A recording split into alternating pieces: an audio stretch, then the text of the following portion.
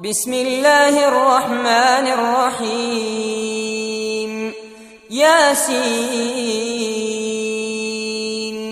والقرآن الحكيم إنك لمن المرسلين على صراط مستقيم تنزيل العزيز الرحيم لتنذر قوما ما أنذر آباؤهم فهم غافلون لقد حق القول على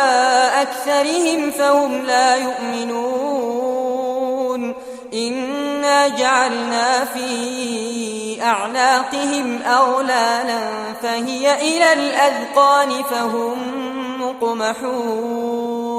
وجعلنا من بين أيديهم سدا ومن خلفهم سدا فأغشيناهم فهم لا يبصرون وسواء عليهم أأنذرتهم أم لم تنذرهم لا يؤمنون إنما تنذر من اتبع الذكر وخشي الرحمن بالغيب فبشره بمغفرة وأجر كريم إنا نحن نحيي الموتى ونكتب ما قدموا وآثارهم وكل شيء أحصيناه في إمام مبين واضرب لهم مثلا أصحاب القرية إذ جاءها المرسلون إذ أرسلنا إليهم 2 فكذبوهما فعززنا بثالث فقالوا إنا إليكم مرسلون قالوا ما أنتم إلا بشر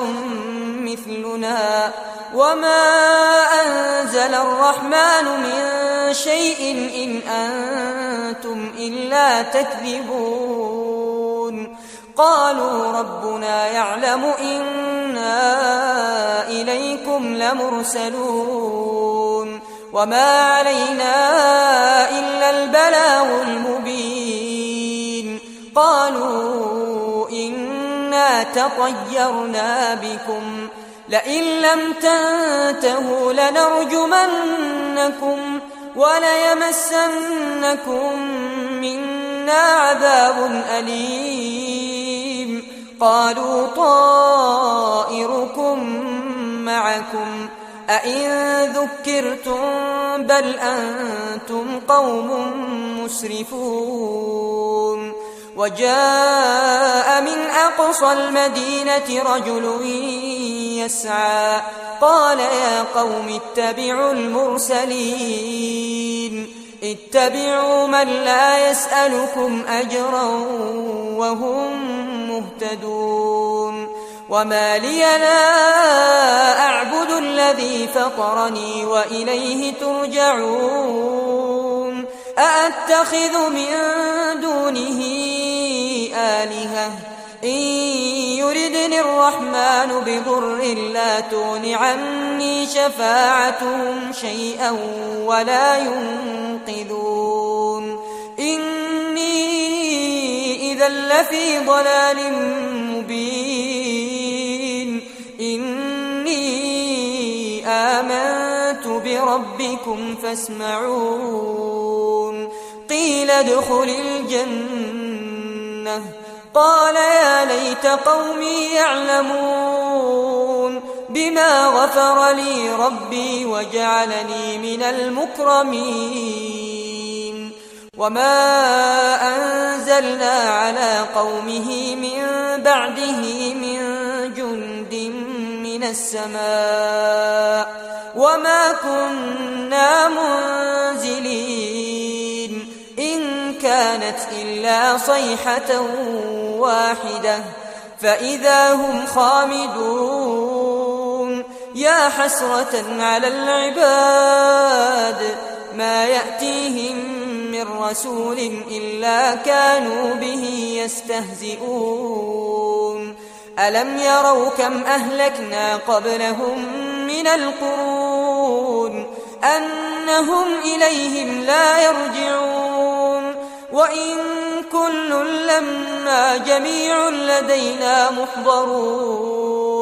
وآية لهم الأرض الميتة أحييناها وأخرجنا منها حبا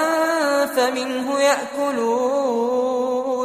وجعلنا فيها جنات من نخيل وأعناب وفجرنا فيها من العيون ليأكلوا من ثمره وما عملته أيديهم أفلا يشكرون سبحان الذي خلق الأزواج كلها مما تنبت الأرض ومن أنفسهم ومما لا يعلمون وآية لهم الليل نسلخ منه النهار فإذا هم مظلمون والشمس تجري لمستقر لها ذلك تقدير العزيز العليم والقمر قدرناه منازل حتى عاد كالعرجون القديم لا الشمس ينبغي لها أن تدرك القمر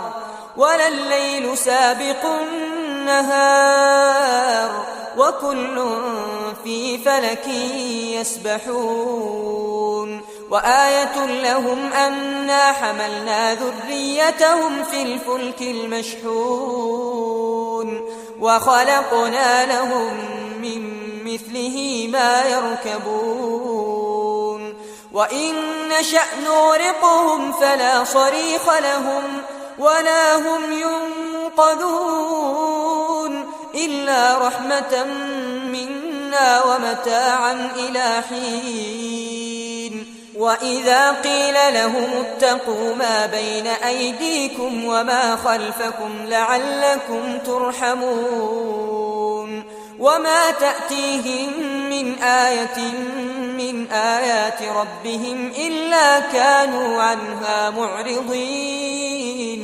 وإذا قيل لهم أنفقوا مما رزقكم الله قال الذين كفروا للذين آمنوا أنطعم من لو يشاء الله أطعمه